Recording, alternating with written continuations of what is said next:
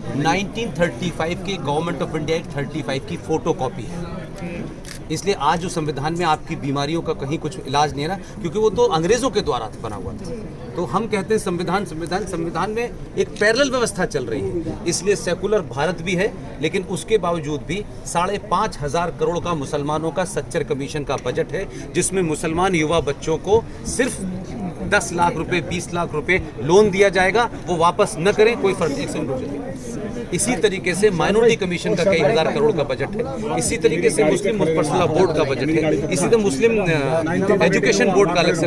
तो जब भारत सेकुलर है तो फिर ये क्यों है? सही बात है। फिर ये क्यों है?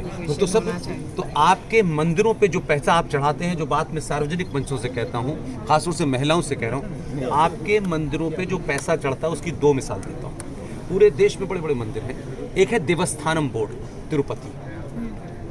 हर साल जितना पैसा चढ़ता है उसमें से 1,300 करोड़ रुपया हर साल सरकार देती है। वैष्णो देवी आप जाते हो, माता पे चादर चढ़ाते हो और सब कुछ चढ़ा के आ जाते हो, वहां से 520 करोड़ रुपया सालाना जाता है। आपके मंदिरों से अरबों पैसा, जितना पैसा सरकार का बजट नहीं है उसके बराबर का पैसा आप चढ़ा के आते हो। आप सोने का मुकुट चढ़ाते हो, वो पैसा सरकार लेती है और उसी पैसे से ये सरकार मुसलमानों की स्कीम चला रही है, IAS बना रही है, PCS बना रही है और गला काटने वालों को सरकार पैसा दे रही है। इन मुद्दों को आपके न नेता उठाते हैं ना आपके लोग उठाते हैं कि भाई जब आप चर्च से पैसा नहीं लेते, आप गुरुद्वारे से पैसा नहीं लेते, आप चर्च किसी और मजहब से नहीं लेते, तो भारत के मंदिरों पे तो पैसा मेरी आस्था का पैसा है, इस पर सरकार पैसा कैसे लेती है? फिर दूसरा, सारे सरकार ने जितने भी हिंदुओं के मंदिर हैं उनका नियंत्रण जो है वो सरकारी हो गया है। यानी डिस्ट्रिक्ट मजिस्ट्रेट अगर अब्दुल रहमान है तो आपके मंदिर उसके अंडर में आएगा।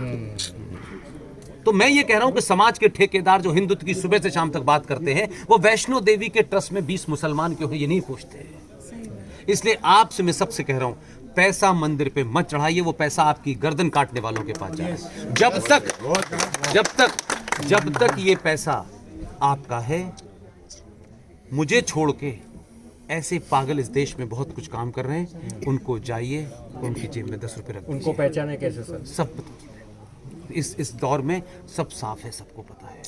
इसलिए वो जो लड़ाई लड़ रहे हैं, इसलिए मैंने विष्णु शंकर का जिक्र किया। एक साधारण परिवार का लड़का अपने पैसे से फ्लाइट की टिकट लेता है, बनारस में उसके ऊपर हमला होता है, बनारस में फिर हम जाके चीफ सेक्रेटरी से मिलते हैं, उससे सुरक्षा। ये सार्वजनिक मंचों से नहीं कही जा सकती। हमको पैसा कोई आया, उनके साथ 2,000 रुपये ले लीजिए, हम